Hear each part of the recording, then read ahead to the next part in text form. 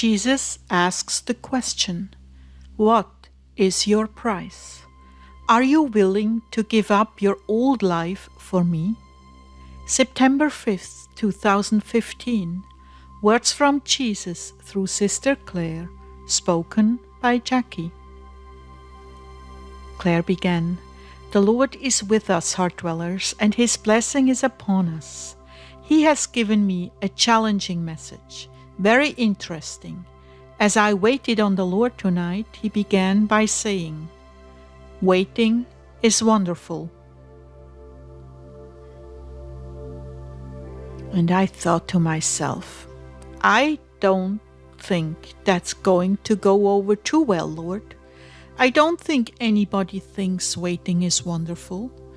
That was the direction that He was going in, so I was anxious to hear what He had to say. Jesus said, "Waiting is wonderful." In other words, waiting for the rapture is wonderful. Why do I say that? Because it gives you one more chance to execute your dreams and produce fruit for the kingdom. Those of you who are agonizing over waiting are not fulfilling my will at all. You are in your own will and centered on yourselves. Look deeper into your own lives, and you will see this is not just a problem arising from the imminent rapture.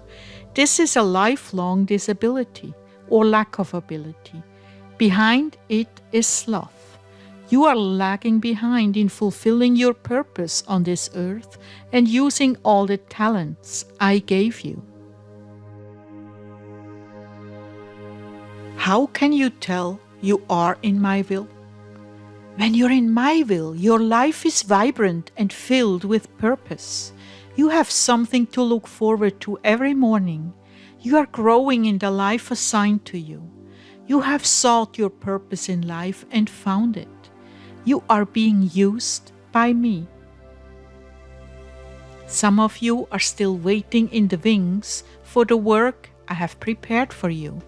Some of you truly are in formation now and not ready to go out on your mission yet. But you can sense that you do have a mission and that you are being prepared. Some of you have chosen your own way over mine, and you wonder why you are not happy. Claire, share with them what you did to me when I called you. Well, I've talked about this before, but I was attending a nice middle-class church on the north side of Phoenix, while my husband at the time was going to the University of Arizona studying public affairs. I was doing everything in my power to back up his career in the sense of dressing him in the right clothes, of decorating the house, to making the right presentation, something that looked successful. His parents were footing the bill, and we were living comfortably. There had been an alienation between his father and us because his dad was in a high position at the university, funding students, and his dad wanted to see him make something of himself, not just waiting tables. It just so happened that we were feeling called to youth with a mission in Holland. Or at least I was feeling really tugged on my heartstrings in that direction. So we started to really try to discern God's will for us. During that season, Richard Wurmbrand, the founder of Voice of the Martyrs, came to speak at our church on a Wednesday night and talked about the affluence that we had, but how happy were we in our affluence.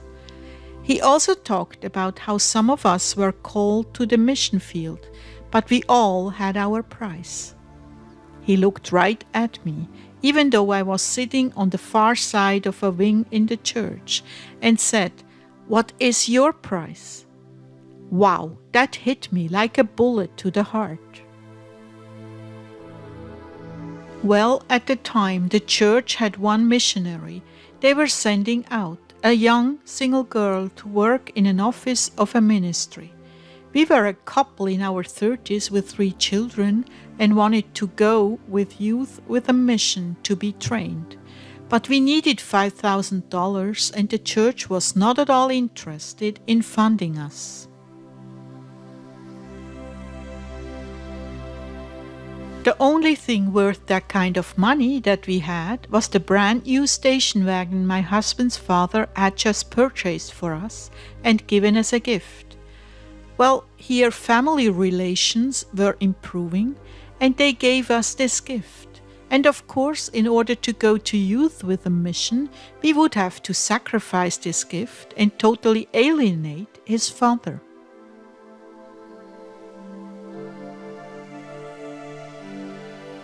I had some really deep-seated insecurities about the whole thing, and one was my relationship with the man I married. Something wasn't right. We weren't quite on the same page with each other, and I was thinking, great, we'll get over there in a foreign country and split up, and I'll be helpless with 3 children.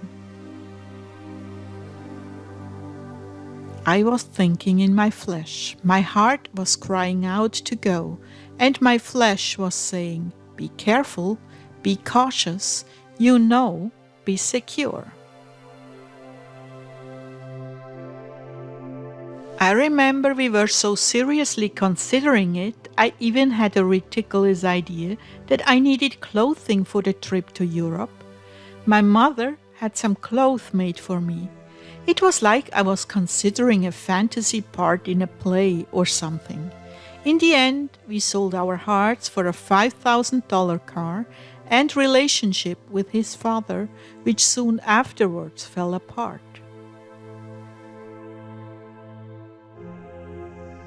Then I had a dream. In this dream, I was on a cruise ship. The captain had requested to talk to me. He was on the level of the ship beneath the main deck. I walked into his presence. He was tall, blonde, clean-shaven, and very handsome in his white suit. He said, "The Lord called. You missed the call, but He will call again." Then I awoke. Immediately I knew we had made the wrong choice, and I was deeply grieved. Not long after that, our second child had to have an emergency surgery for a life-threatening intestinal blockage. After 3 months of my husband and I living off the dole, he decided he would go back to school again, and we were back in our cozy middle-class lifestyle. But I wasn't happy. It was flat and lacking real deep substance. The next time the Lord called, we were doing the same thing, but in Annapolis, Maryland. And after 2 semesters, my husband was dropped by the school for one class he didn't do well in. This time, I had an inspiration. I followed through on, and he followed along because he didn't really have any real vision. And we made the leap from total dependence on wealthy parents to total dependence on God and living for Him alone. We ended up in a tar paper shack on the side of a mountain in the Poconos in Pennsylvania. Running water when it rained, scrounging firewood in the bitter cold. Now with my 4th child, only 2 months old, living a radical gospel poverty. Homeschooling 1 child and bathing my newborn in a wash basin on the floor. But happy. Oh my goodness, I'd never been so happy in my life. My whole life revolved around the Lord, my husband and my children. We were inquiring about becoming a part of a Christian community associated with John Michael Talbot's community in Arkansas. I gave away all but the most utilitarian clothing I had, all my fine antiques, my fine furniture, dinnerware, and trappings of a really comfortable lifestyle. and classy things, like collector's items, and stripped down to the barest necessities. I encountered a whole new freedom to my life that I had no idea existed. This was our second call from the Lord. Shortly after that, my husband left me because he didn't want to have anything to do with this lifestyle. He wanted to do something in the world and be wealthy. You see, my children, there were sacrifices that had to be made, a comfortable lifestyle or living on the edge for me. There were decisions about the married life with children that had to be made. Relationships and security were left behind because I was calling her into another land, the land of my will, where things just spring up from the ground and fall into your lap as I provide for you. But there is a certain amount of deprivation, scorn, contempt, and insecurity until you learn to rest in me. By the way, I just wanted to say an aside. That marriage was not in God's will. That marriage was in the flesh. We believe that when God joins people together, they should stay together. If the Lord hasn't brought that marriage together, it's not truly what it should be in Him. And it's not going to stand or produce fruit in that condition. Many of you have very solid hearts for me, but you haven't quite been able to bail out of your security zone to do my will. You are thinking as the world thinks, and as such your time is taken up by the world. You are working for the securities of a roof over your head, a car, food, and clothing, and whether you admit it or not, approval from others, even in some cases your parents. What I would like you to do is ask yourselves, am I happy and fulfilled? Is this the life I want for the next 20 years? Okay, don't misunderstand me. I didn't say you would be here for another 20 years. No, I said, can you imagine living this lifestyle and being happy for the next 20 years? Or does that idea cause you to really have some questions and doubts? Can you see yourself growing old and satisfied in this life? Or is something terribly important missing? Is there an unfulfilled desire to share the gospel and live free as the birds? Is there a longing to be in ministry and see others healed and safely in my arms? Or are you happy working for the world and contributing what you can and where you can, living the status quo? I'm going to leave you with these thoughts now. What is your price?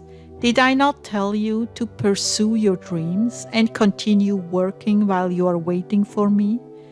Is it pure drudgery or a joy to live another day, to do one more thing for the coming of the kingdom? Are you biding your time or abiding in me? I want to see you strike out in a direction you've dreamt of but held back from doing because of the rapture or because of selfish personal motives, like Claire had. I want to see you break free and follow the highest purpose in your life, the purpose you were created for on this earth. When you are in that place, you will be in my will and know it. Your life will bear fruit everywhere you go, whether it be little fruit at the soup kitchen or more fruit in Mozambique. Every one of you has a decision to make. I don't care if you're 16 or 60. Claire set out when she was 40 with 4 children. None of that is important. What is important is, are you fulfilled? Or do you feel like life has cheated you? It is never too late to make that change, to follow me and follow your heart. Never too late. And for those of you who are older, You carry wisdom and maturity that is lacking in the younger generation, and you still have much to contribute. Do not be cowed by the idea that you are too old. That is a lie from hell. Claire didn't take up music until she was 58, and look at what I was able to do for her and through her. All I'm asking of you is willingness. The willingness to break free from the boxed-in life you've created for yourself because of fear and insecurity. There is no need to fear if you make choices for me. I already have you covered and every need provided for according to my mercy and my will. The question is, are you willing to forget yourself and live for me? Are you willing to deny yourself, pick up your cross and follow me? Or are you like the rich young ruler making excuses? But I have so many possessions. What? Give up my inheritance? Oh no, I couldn't do that. What are you willing to give up for the sake of my kingdom and the deep inner joy you will feel in my will, working with me to save souls? In short, what is your price tonight? My blessing rests upon you as you examine your hearts. My spirit is with you. I will not abandon you in answering this heart-searching question.